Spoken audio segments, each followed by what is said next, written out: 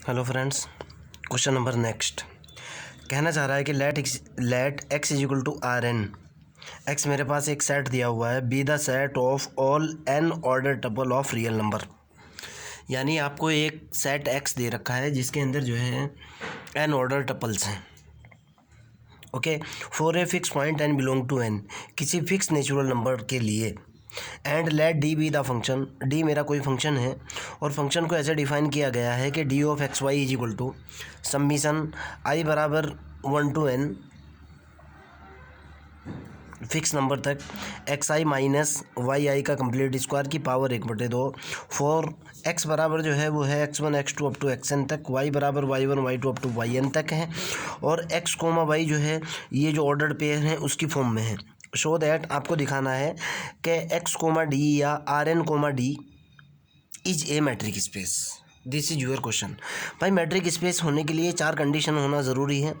मैं step by step एक एक कंडीशन को समझाते हुए चलूँगा। नंबर 1,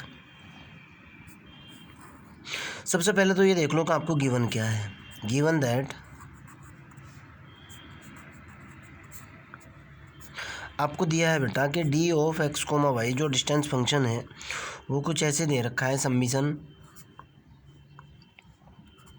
आई बराबर 1 से लेकर एन तक X I minus Y I का स्क्वायर और इसकी टोटल पावर कितनी 1/2। ओके, तो मैट्रिक स्पेस की फर्स्ट प्रॉपर्टी बोलती है कि भाई डी ऑफ एक्स वाई जो है हमेशा ज़ीरो होना चाहिए। फर्स्ट प्रॉपर्टी बोलती है कि जो दूरी है ना वो D of x Y greater than और इक्वल टू 0 होनी चाहिए। चलो देखते हैं ऐसा है कि नहीं। तो मैंने फर्स्ट कंडीशन लगाई, मेरे पास होना चाहिए D of x comma y greater than और इक्वल टू 0। मैंने डायरेक्ट कंसेप्ट लगाया, डी ऑफ एक्स वाई की वैल्यू डाली जो कि यहाँ दे रखी है सम्मिशन आई बराबर 1 से लेकर एन तक एक्स आई माइनस के वाई आई का स्क्वायर और उसकी पावर 1/2 ग्रेटर देन और इक्वल टू 0। अब एक बात बताओ भाई, सेट ऑफ रियल नंबर है ना आपके पास, सेट ऑफ रियल नंबर के अंदर इन्फिनिटी टू इन्फिनिटी एलिमेंट होते हैं। ओके, जो एक्स आई हैं और जो वाई आई हैं दोनों के दोनों बिलोंग्स टू आर हैं। आप यहाँ से कोई भी 2 एलिमेंट उठाओ जो आपका दिल चाहता है, माइनस इन्फिनिटी से प्लस इन्फिनिटी तक, एक्स आई कुछ लो वाई आई कुछ भी लो जो आपका दिल चाहता है। जहाँ कंडीशन फ्लॉप होने के चांस है मैं वो ले रहा हूँ।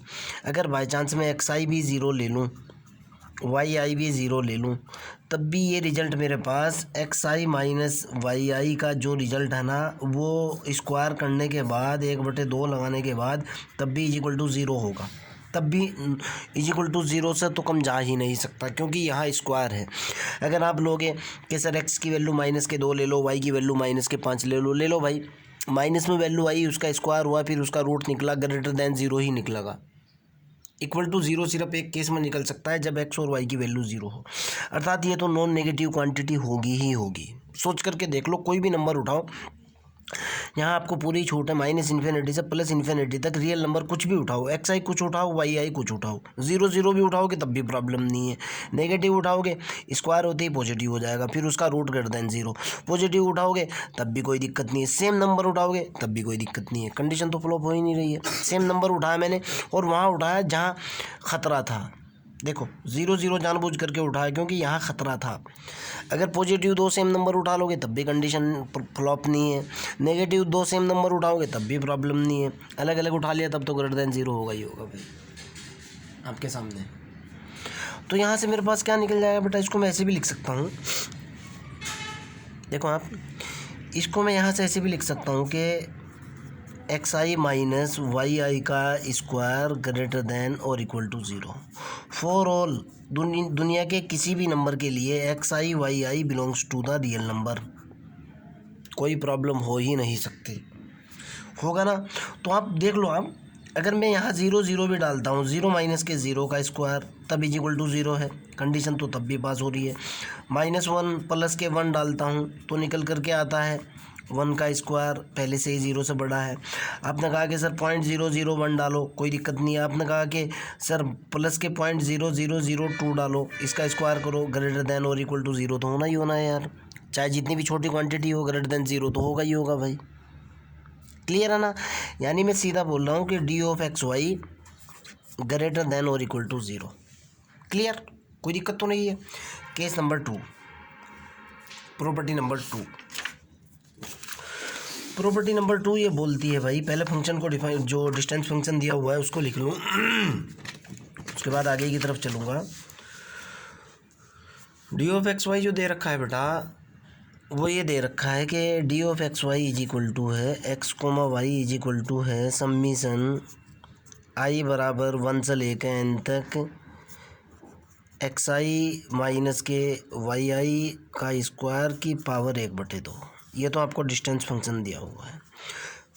प्रॉपर्टी नंबर 2 है कि D of x comma Y जो है ना वो 0 होना चाहिए if and only if X बराबर वाई हो।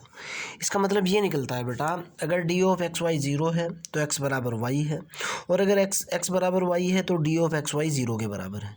एक मानते हुए चलूँगा, दूसरे का प्रूफ दूंगा। मैं सपोज कर रहा हूँ कि सपोज दैट,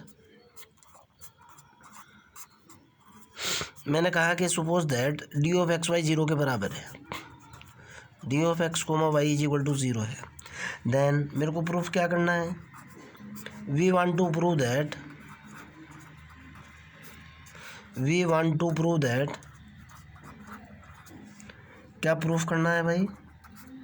कि एक्स बराबर जो है ना वो वाई होना चाहिए, है ना? चलो वैल्यू डाली मैंने कहा कि भाई डी ऑफ एक्स वाई 0 के बराबर है। डी ऑफ एक्स वाई की वैल्यू डाली जो कि है सम्मिशन आई बराबर 1 से लेकर n तक एक्स आई माइनस के वाई आई का स्क्वायर की पावर 1/2 बराबर 0 के।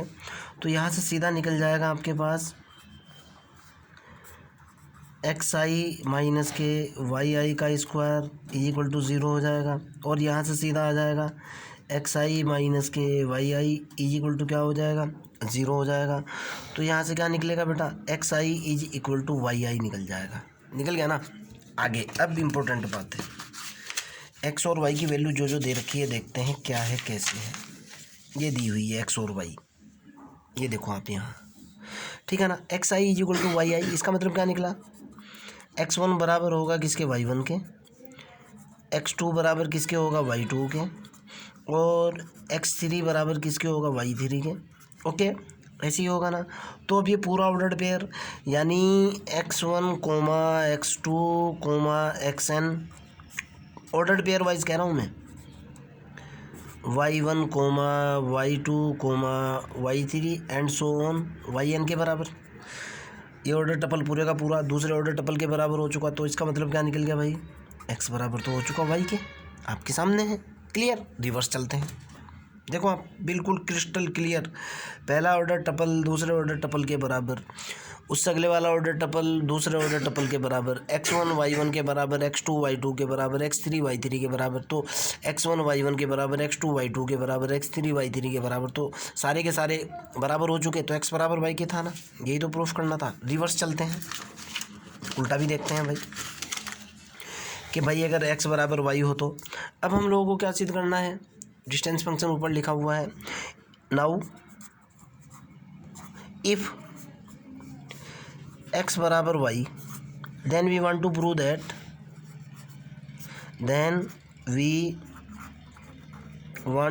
that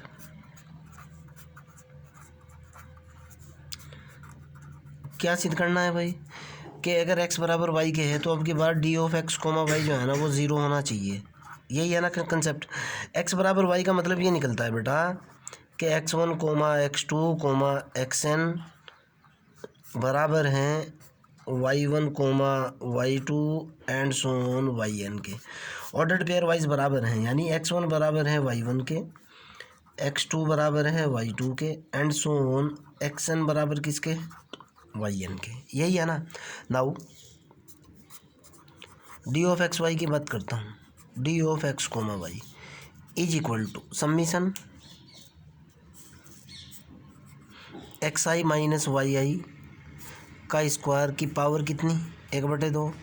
तो जाहिर सी बात है एक्स आई किसके बराबर होगा, वाई आई के बराबर होगा ना। वैल्यू डालो आप यहाँ, कितना निकल गया, समीशन एक्स आई माइनस के एक्स आई का स्क्वायर की पावर कितनी, 1/2 बराबर कितना निकल गया, 0 के, आपके सामने है। तो सो दैट क्या कहोगे आप कि डी ऑफ एक्स वाई जो है ना वो 0 के बराबर है वैन एक्स बराबर वाई, आपके सामने है, बिल्कुल ट्रांसपेरेंट। अगली प्रॉपर्टी पे चलते हैं। अगली प्रॉपर्टी बोलती है भाई कि डी ऑफ एक्स वाई बराबर डी ऑफ वाई एक्स के होना चाहिए। चलो पहले डिस्टेंस फंक्शन की बात कर लेते हैं, उसके बाद अगली प्रॉपर्टी की। आपको गिवन क्या है भाई, डिस्टेंस फंक्शन आपको गिवन है कि given that D of x comma Y बराबर गिवन है समीशन आई बराबर 1 से लेकर n तक एक्स आई माइनस के वाई आई का स्क्वायर की पावर 1/2। थर्ड प्रॉपर्टी है, प्रॉपर्टी नंबर थर्ड के D of x comma Y बराबर होना चाहिए D of Y comma X के। ओके, अब यहीं से चलेंगे हम। D of x comma Y is equal to है मेरे पास, ये बड़ा ब्रैकेट लगा, ये सिग्मा लगा, और ये हुआ x I minus Y I का स्क्वायर और की पावर 1/2। अच्छा मेरे को एक बात बताओ यार, क्या मैं इसको ऐसे नहीं लिख सकता क्या, सिग्मा मैंने यहाँ से -1 का स्क्वायर कॉमन ले लिया, देखो जैसे -1 कॉमन लूँगा स्क्वायर होने की वजह से बाहर स्क्वायर आएगा, इसको मैं लिख सकता हूँ वाई आई माइनस एक्स आई का स्क्वायर। देखो ना आप, यहाँ से मैंने -1 कॉमन लिया ना, इस ये स्क्वायर होने की वजह से -1 का स्क्वायर बाहर आएगा ना, आपके सामने है ना, वाई आई माइनस एक्स आई का स्क्वायर लिख दिया ना, देखो ना, ठीक है ना। ये रिजल्ट और ये रिजल्ट दोनों सेम है। -1 का स्क्वायर क्या हुआ, -1 का स्क्वायर कितना होता है, क्या 1 नहीं होता है क्या, बराबर। इसको मैं ऐसे नहीं लिख सकता क्या, समीशन वाई आई माइनस एक्स आई का स्क्वायर की पावर 1/2, कहाँ दिक्कत आ रही है। और ये जब डी ऑफ एक्स वाई है, जब यहाँ एक्स है तो एक्स के अंदर से घट रहा है, जब वाई माइनस एक्स है तो ये कितना हो जाएगा, D of Y comma X नहीं होगा क्या, ये तो प्रूफ करना था आपको। अगली प्रॉपर्टी की तरफ चलते हैं, प्रॉपर्टी नंबर नेक्स्ट। अब की बार आपको दिखाना है बेटा कि डी ऑफ एक्स जेड जो है ना, नेक्स्ट प्रॉपर्टी की तरफ चलते हैं, प्रॉपर्टी नंबर लास्ट। रुको एक बार, नंबर लास्ट जो है बेटा फोर्थ प्रॉपर्टी, वो बोलती है कि to prove that D of x comma Y वो सदैव लेस देन और इक्वल टू होना चाहिए D of x comma Z plus D of Z comma Y के। ये आपकी प्रॉपर्टी है। चलो भाई चलते हैं, इसको देखते हैं क्या है। ओके, ध्यान से सुनना बेटा, जैसे आपको डिस्टेंस फंक्शन जो दिया हुआ है वो दे रखा है D of x comma Y is equal to दे रखा है summation X I minus Y I का स्क्वायर की पावर 1/2। जब यहाँ एक्स है तो एक्स के अंदर से घट रहा है। जब D of x comma Z की बात करूँगा मैं, ये देखो आप, D of x comma Z, इसका मतलब क्या निकलता है कि सर फंक्शन तो सेम है, उसी तरीके से एक्स के अंदर से एक्स आई के अंदर से माइनस के जेड आई का स्क्वायर घट रहा है की पावर 1/2। और डी ऑफ जेड वाई का मतलब निकलता है, D of Z comma Y का मतलब निकलता है समीशन जेड आई के अंदर से एक्स आई सॉरी वाई आई उसी तरीके से घट रहा है स्क्वायर होने के बाद, यही तो मतलब निकलता है। और जैसे मेरे पास जो है एक्स बराबर क्या था बेटा, एक्स बराबर क्वेश्चन के अंदर गिवन था x1 x2 up to xn, Y बराबर गिवन था मेरे को y1 y2 up to yn। तो इसी प्रकार z बराबर क्या होगा बेटा, z1 z2 up to zn, और ये सारे के सारे किसके एलिमेंट होंगे, rn या r के एलिमेंट होंगे। ओके, क्लियर है ना ये बात। अब मैं यहाँ चलता हूँ, ध्यान से देखना, मैं डी ऑफ एक्स जेड की बात करूँगा।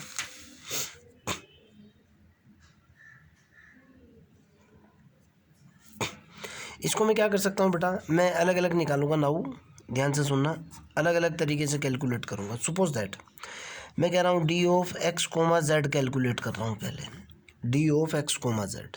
ओके, इसका मतलब क्या निकल गया बेटा, डी ऑफ एक्स जेड का मतलब, इसका मतलब निकला कि समीशन एक्स आई माइनस के जेड आई का स्क्वायर की पावर 1/2, यही हुआ ना।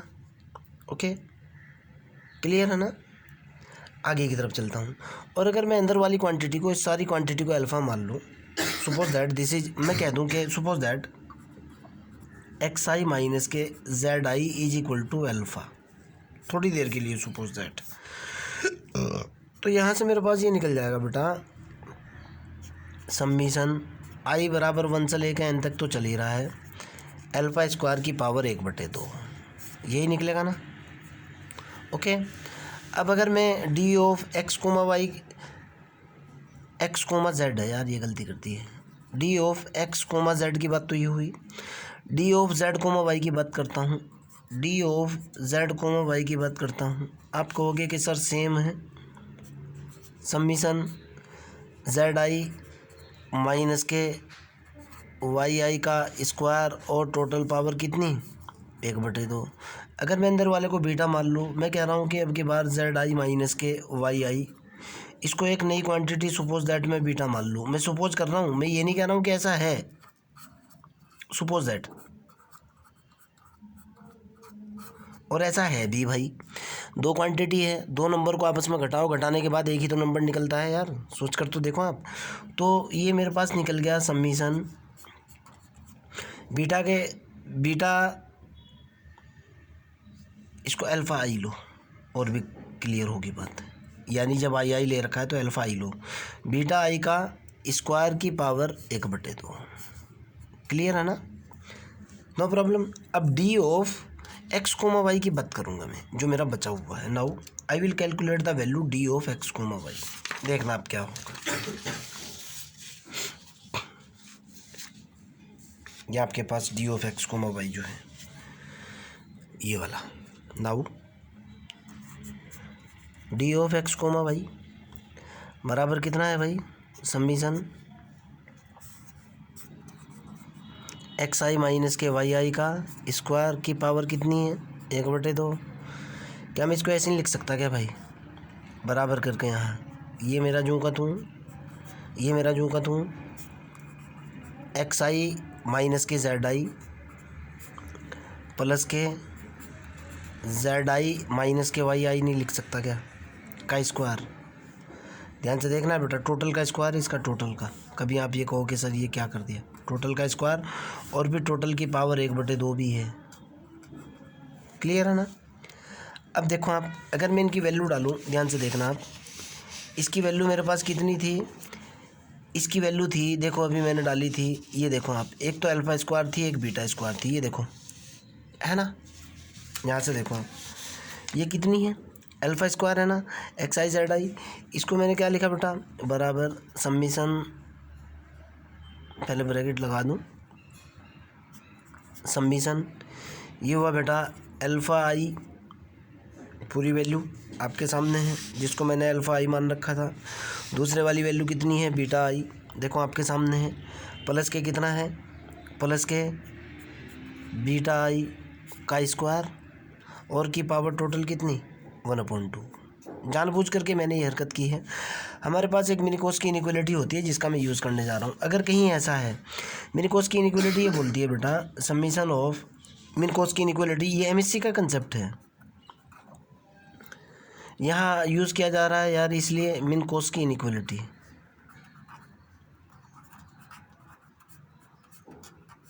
आपको तो ये डायरेक्टली फार्मूला याद रखना है बस, अल्फ़ा आई प्लस के बीटा आई का स्क्वायर की पावर 1/2, ये हमेशा लेस देन होता है समीशन ऑफ अल्फ़ा आई के स्क्वायर की power 1/2 plus summation of beta I के स्क्वायर की पावर 1/2। ये फार्मूला होता है बेटा, एमएससी लेवल का फार्मूला है भाई, मैं तो ये एमएससी के अंदर पढ़ा था जिस वक्त मैं पढ़ता था।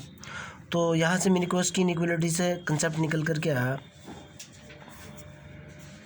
समीशन अल्फ़ा आई का स्क्वायर की power 1/2 plus summation beta I के स्क्वायर की power 1/2।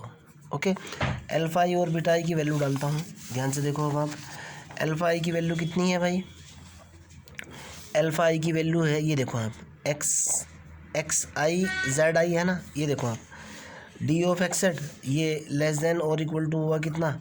D of X Z आपके सामने है, डी ऑफ एक्स जेड, यहाँ से देखो आप, एक्स आई, ये तो ये अल्फ़ा आई था ना, यानी ये वाली वैल्यू कितना? D of X Z plus उससे अगले वाला बीटा यू है plus D of Z Y. इस तरफ कितना चल रहा था?